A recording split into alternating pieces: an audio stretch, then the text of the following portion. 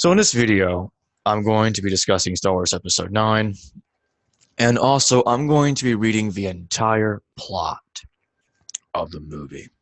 Now, I haven't even seen it yet, and I've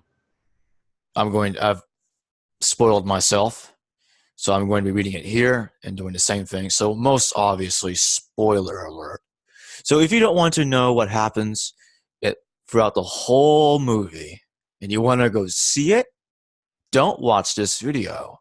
But if you want to hear what this movie is going to be like, you want to hear the story of the movie because you're curious and you want to see if those leaks turned out to be true, well, stick around, because if you're worried about it sounding like crap, definitely stick around.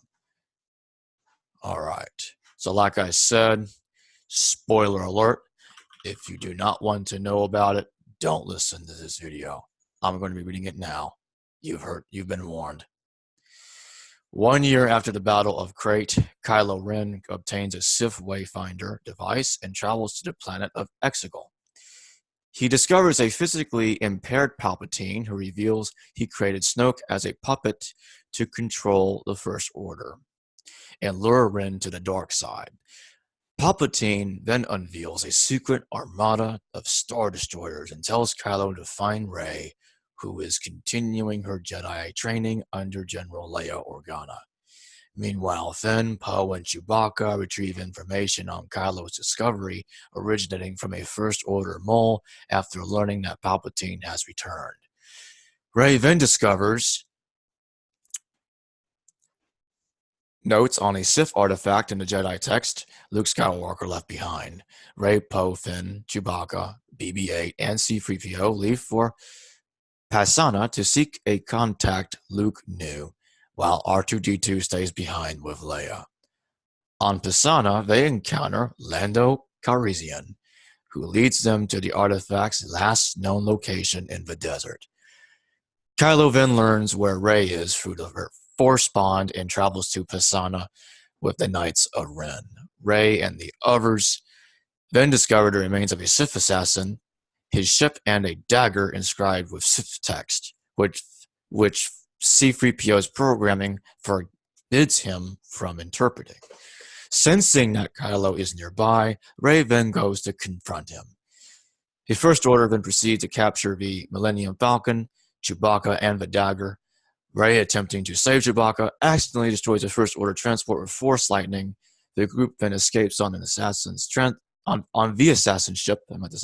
presuming Chewbacca was killed in the explosion. Poe then suggests that they head to Kijima to have the Sith text extracted from C-3PO's memory.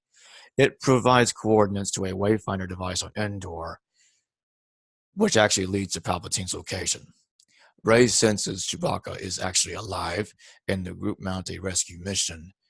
While Kylo searches for Rey, the group infiltrates his Star Destroyer with the help of Zora Bliss, an old friend of Poe's. Through the Force, Kylo tells Rey that she is Palpatine's granddaughter. Palpatine had ordered her death as a child, fearing her power. Rey discovers the dagger and has visions of the assassin using it to kill her parents. General Hux discovers the group and actually reveals himself to be the mole. He allows them to escape on the Falcon, but is executed for treason. Kijima is destroyed as a show of force. The group follow the coordinates to Endor. They meet a former stormtrooper, Janna, whom then leads them to the remains of the second Death Star. Rey uses the dagger to locate the Wayfinder. Upon touching it, she then envisions herself as a Sith. Kylo, having tracked the group to Endor, destroys the Wayfinder and engages Rey in a duel. A dying Leia calls to Kylo through the Force, but Rey impales him. Sensing Leia's death, Rey heals Kylo and takes his ship.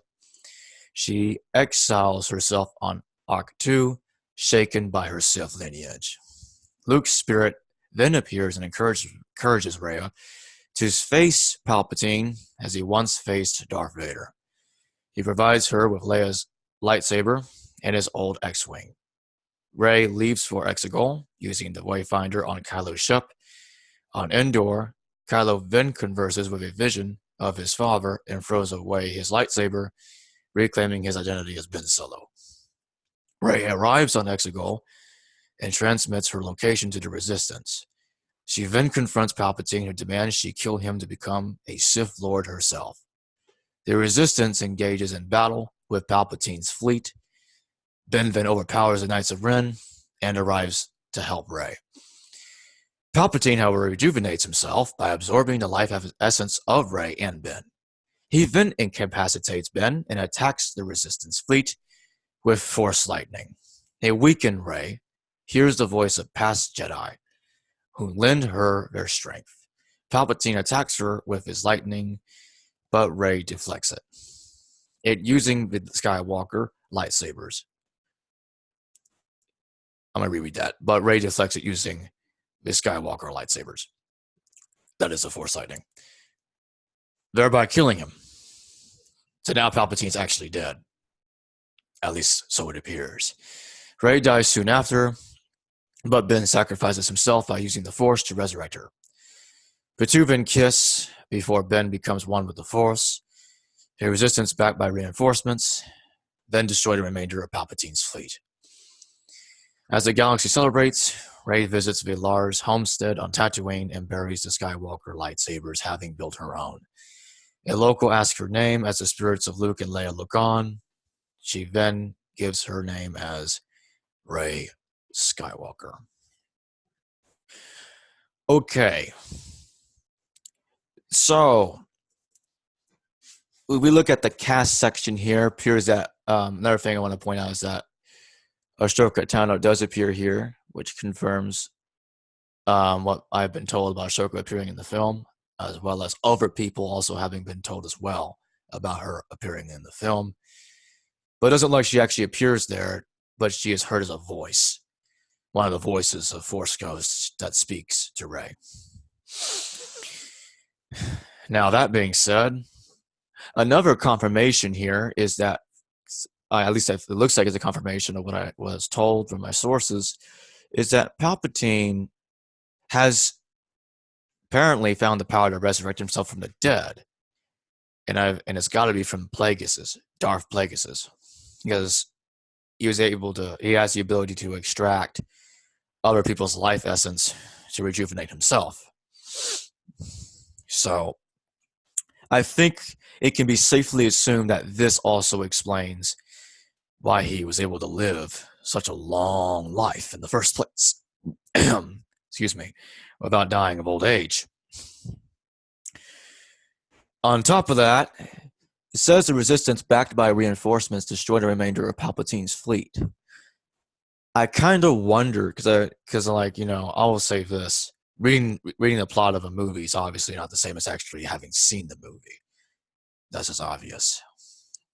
But I'm just pointing that out because it's going to go well with what I'm going to say later. Because if we read the Star Wars Battlefront 2 plot,